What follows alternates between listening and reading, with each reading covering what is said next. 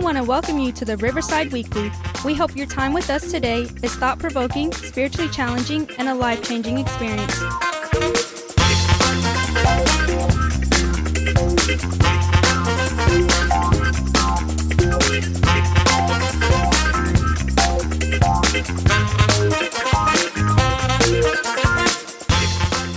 Our discussions and messages can be raw, real, and at times very uncomfortable and even controversial. We highly encourage all of our guests and listeners to take notes, leave comments, and when possible, always share what you hear.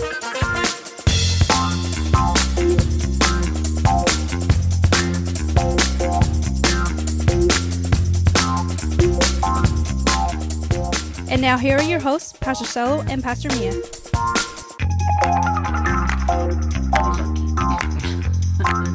Good morning. Good morning. Welcome to Riverside Weekly. We're here again. It's Wednesday, and we're on lockdown. we're on lockdown. COVID can't hold us, y'all.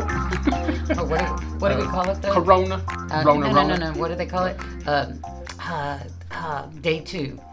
Day two of isolation. But that's quarantine. Quarantine. Day two of quarantine. Man, we don't even know what day it is. Actually, we've been locked in this house. No, I'm feels just like kidding. forever. Yeah. We haven't been locked down. We just you've been out of work. Yeah. For 2 weeks. Yeah. 2 weeks now. So we've been reacquainting ourselves with each other and kind of. Would you please stop? I'm sitting here. Can you get out of my space? Right. Or what do we say? Everyone's saying day 9 of quarantine, day that we don't even know what day we're on actually. Yeah, but I can say we have groceries, we have toilet paper, and we haven't killed each other yet, so we're doing good. Doing good, and my grass got cut, and all the honeydews are being done. So now they're honeyduns. Honeyduns, not honey buns, but honeyduns. Okay, I found it. Okay. I didn't know I was hanging on to it. So today we wanted to give you we just thought because of the whole corona thing going on that we would touch on it and try to help you guys cope with some things. So got a little acronym for you. We're going to start with C. Okay, and C is... Push pause just for a second. So I just want to clarify that we almost never talk about what's going on. No, ever. Rarely. Very rarely do we just talk about what's going on in our society or politics or anything. Even we never preach about it. We try not to preach about it. Yeah, so this is kind of, you guys are getting 2 weeks in a row still on lockdown. And so here we go with the letter C. Lockdown. I don't know what that... Let my people go. I don't know what that came from, but anyway. All right, C. C. So C, and this is just an acronym. If you have a pen, you can run and grab one because this will help you not go crazy and it will help you be able to cope with what we're dealing with right now. So C is check on someone who is at risk or living alone. That's good. Thanks, I'm glad you're leading this thing. And I've done that. I haven't checked on all of my peoples, but I have checked on quite a few. I probably should send out some emails, but I'm knee deep in some of my rooms. And some honeydews? Yeah, but I have one left. So I'm doing really good. She's been going through the house cleaning room by room by room. I'm thankful. I don't have to do it. And I get out of my space. Anyway. I didn't get out of my space. Yeah.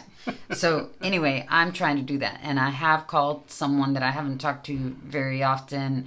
And if I haven't called to check on you, this is my call to check on you. How are you doing? That's cheating. But I'm just saying, I'm not really a big phone person, as many of you are either. But it's always good to hear somebody's voice in this time, especially right now in this time of uncertainty. Man, FaceTime, folks. Yeah. Anyway, getting sidetracked. Yeah. Keep going. Okay, so C, check on someone who is at risk or living alone. Okay.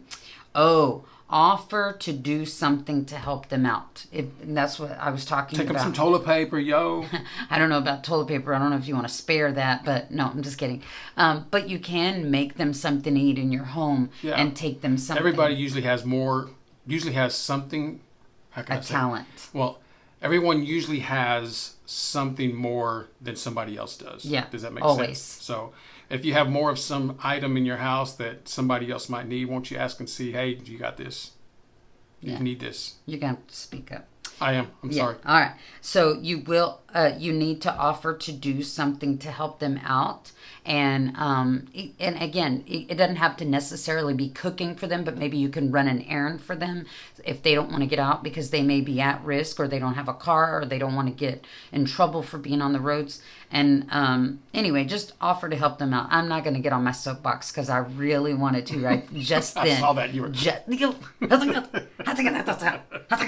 Okay. Anyway, so and do like the Amanda Bynes.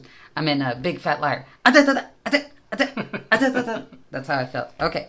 And then R, respect the way they're processing the fear of the pandemic. That is huge to me. Some people are freaking out. Some people are not. Some people are nonchalant about it.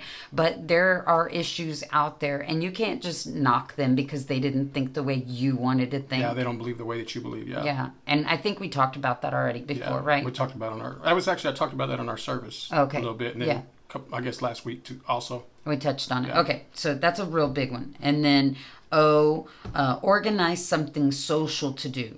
I know that's kind of hard and difficult, but you can do that. Let's see. It says the quarantining of American society in an attempt to slow the spread of the pandemic is driving everyone towards isolation. But as God said from the very beginning, it is not good for us to be alone. Take the initiative and bring people together, even if that is simply online. Do FaceTime. I tell our church folks and people, man, it's one thing to text, it's one thing to call, but it's entirely different things to have a video chat. Regardless, what if it's FaceTime, I don't even know what is the other one, Skype, like whatever it is that you use. I encourage that, man. There's nothing like being able to see somebody's face when you're talking to them. Or Insta Live. Maybe you just wanted to go for a walk and you wanted to tell everybody how many people are out on the streets. Yeah. Anyway, take the initiative, bring people together, even if it's just a game of Monopoly or playing chess with somebody online, you know, whatever it is. Send them a letter. I mean, your mailman is still coming. Yeah, mail's still running. Yeah, I mean, people don't even know what a stamp is or how to write a letter. If you need that, I'll do a class on that, right. Okay? Even if that's simply online, people crave human interaction, and this pandemic will starve people of that. Be the person that models the value of biblical community by organizing something social for people to do. How's that? All right. And network online church resources. I mean, we have great resources in our app, and this is the time for you to be listening to some of that stuff. If you need some encouragement, we've got podcasts on there. We've got our resources tab, teachings, music, all kinds of stuff on there. Get online and do some stuff that you haven't done before. Shameless plug for the Riverside Waco app. Well, I mean, all right. And then last but not least, ask if and how you can pray for somebody. People are afraid, so offer to pray for them. In moments of crisis, people naturally reach for God, and you would be surprised how many people would allow you to pray for them if you offered. Offer to pray for somebody and see where the conversation takes you. So that's Corona in a nutshell, and that's how to cope with it as a Christian or with your faith, how to share your faith. Yeah, I think one of the things that we can do, we're talking about praying with somebody. A lot of times what we tend to do is we will say, I'll pray for you, or I'm going to pray for you, I'll be praying for you. I like to challenge you guys, don't just say I'm going to pray for you, but like pray for them right then. Say, let me pray for you right now. Them? Yeah, okay. Challenging them, like challenging you, challenging them, challenge you guys. Someone, and when you ask somebody, hey, is there anything that you need prayer for? Instead of waiting till you hang up the call or text message, like get with them and pray with them right now. Yeah. Pray with them right then. And saying, I'll pray for you, brother. Yeah. Because what it does, it brings accountability onto you, but at the same time, it's soothing to the soul, it's soothing to the spirit, it's soothing to the mind, the eyes, and the ears when someone actually prays for you sincerely. And it's hard to pray and not be sincere, right? So that's true. And not be authentic. And so a lot of times, if you just pray with somebody right then, it'll really help encourage them. And just go through your contacts. I just want to challenge you because there's probably not anybody in the United States that that's not being affected by this. Mm-hmm. So I challenge you also is to go through your contacts, go through every one of your contacts, and just send an encouraging word. It doesn't matter if you copy and paste, but just contact every person through text message if you can.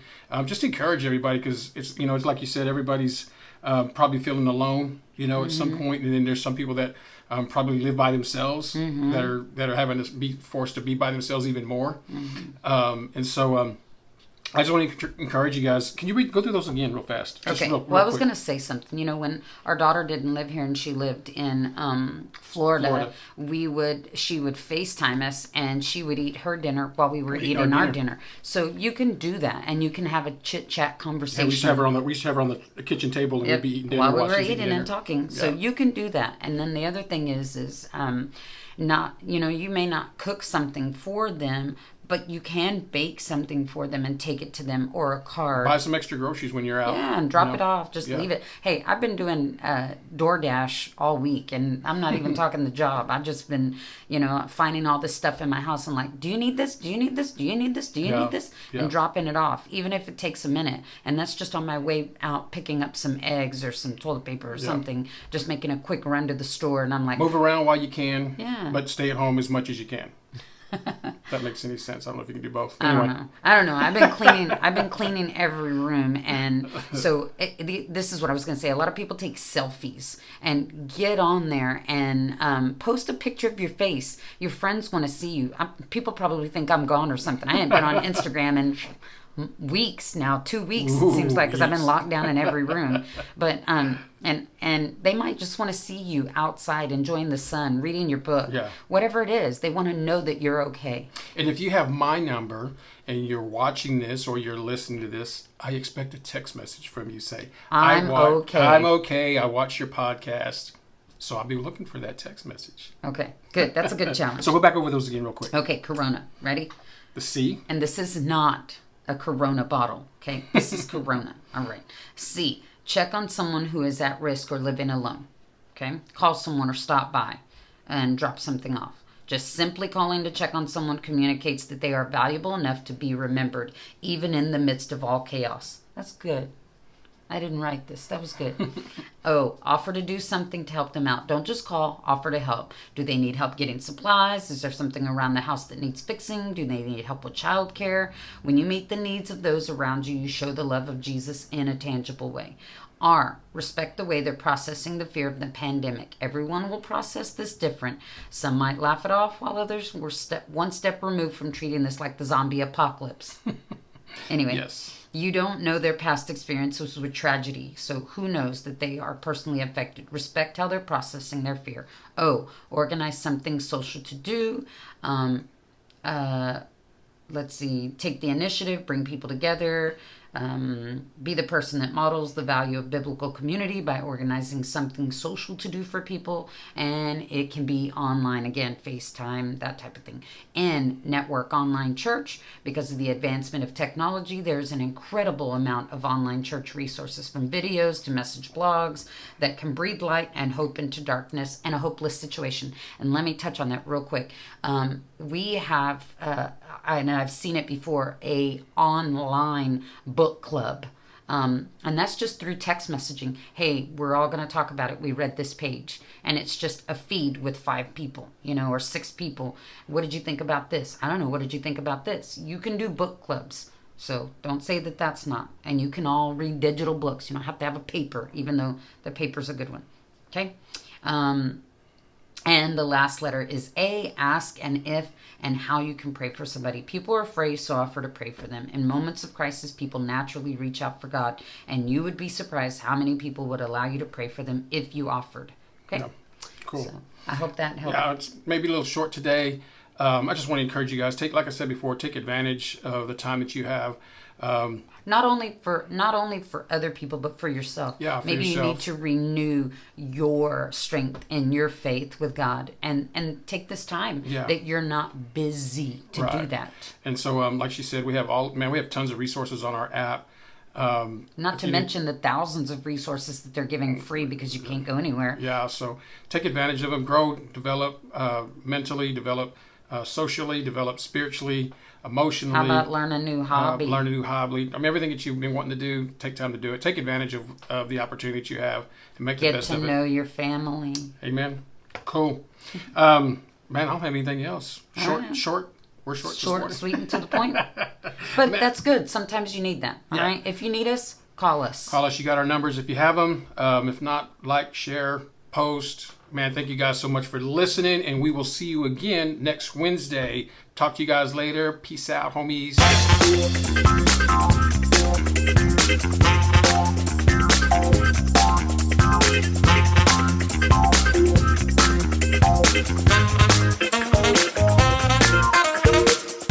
Thank you for listening to the Riverside Weekly.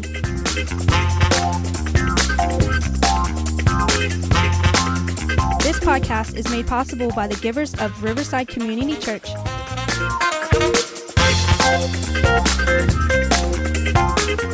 Download the Riverside Waco app to stay connected and follow us on all social media sites at the Riverside Waco.